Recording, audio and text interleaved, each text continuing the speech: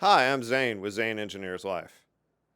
So it's Friday story time, and let's dig back into the co op days. So, first off, I've been a co op for a few weeks, and one of the upper dudes, he calls me into his office to talk to me and see how things are going. And at the end of our conversation, he wants to make sure that I very clearly understand where I stand. And he says, Zane, do you know what a co op is? And I said, no. And he said, well, Zane, co-op is the sound a cow patty makes when it hits the ground. Co-op. Now, if you're not from Texas or somewhere that you've been around cows a lot, do not look that up. Don't look it up on YouTube. Don't check it out.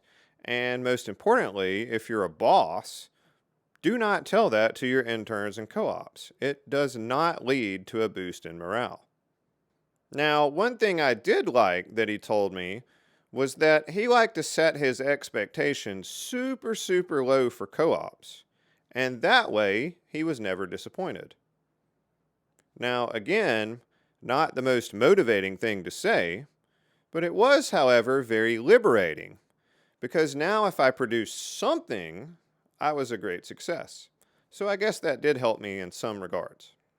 Now, anyway, so a few semesters later, I'm at a plant in Bay Springs, Mississippi.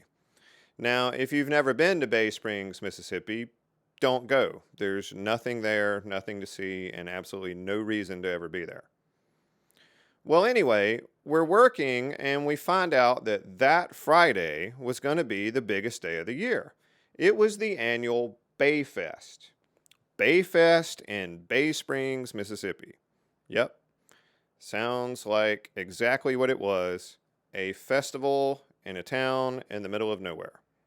Now, the cool part is, since our plant was one of only like 9 buildings in the whole town, and since our plant had the biggest parking lot, well, Bayfest 1994 or 1995 was going to be in our parking lot.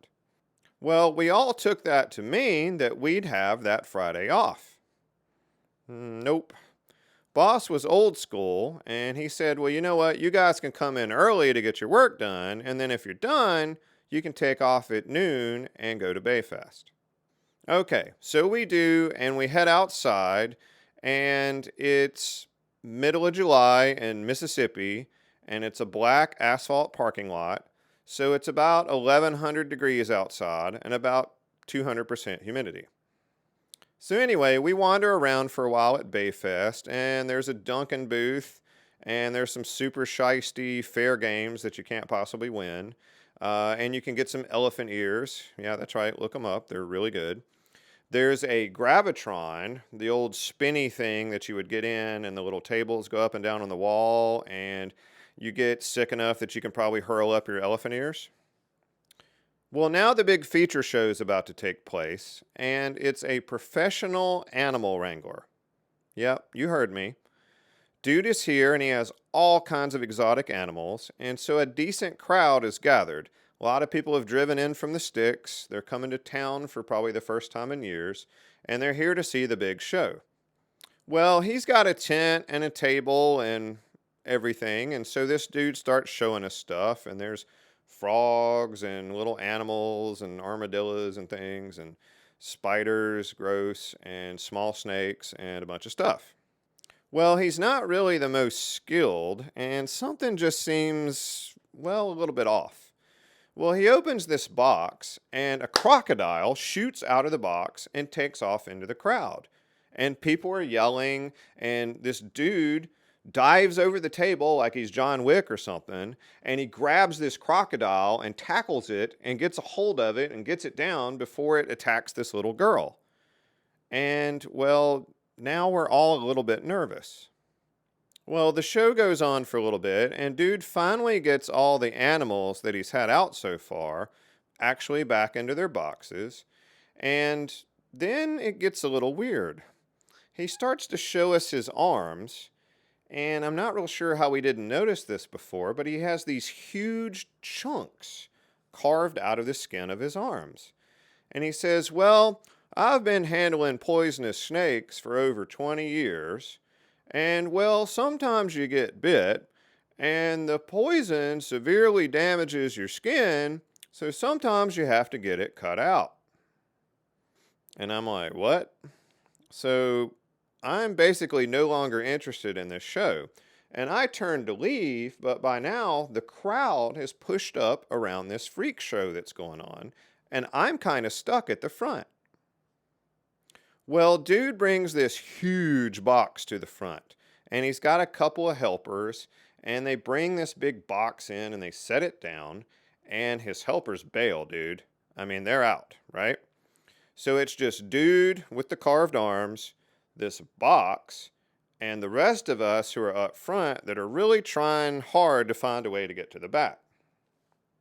So dude is actually starting to look a little nervous himself, and he's gone and he's gotten this really large version of what you normally see for a snake handling stick.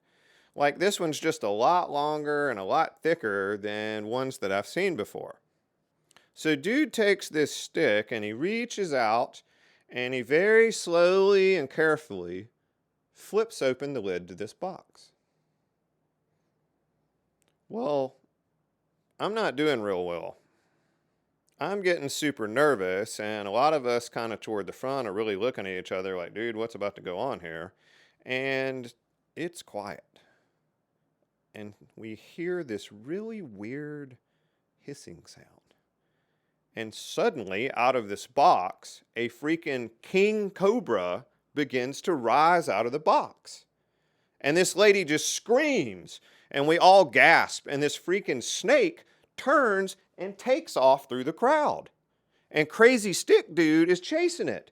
And parents in front of this snake, and the snake is chasing them, are literally picking their children up and throwing them off into the crowd to safety.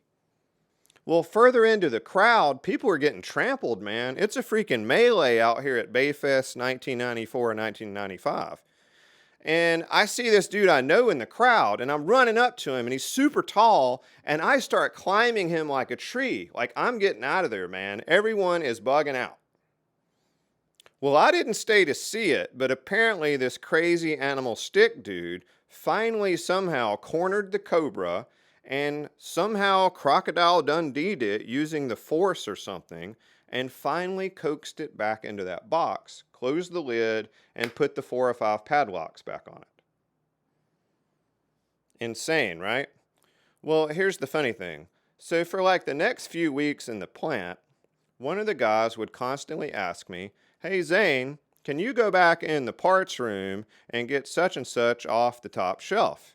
And I'm like, no, Tony, screw you. I'm sure as hell not going back in the parts room to come face to face with some cobra that dude left out here somewhere. And I know for a fact that if I did come face to face with a cobra, that you wouldn't be coming to save me. And he says, well, fair enough, and he heads to the back to get his own part. Okay, so moral of the story, and I don't even know her, man. I mean, this was super scary. And I guess if Exotic Animal Guy that you're seeing has surgical carve-outs of skin from poisonous snake bites, well, you probably should jet before the King Cobra box shows up.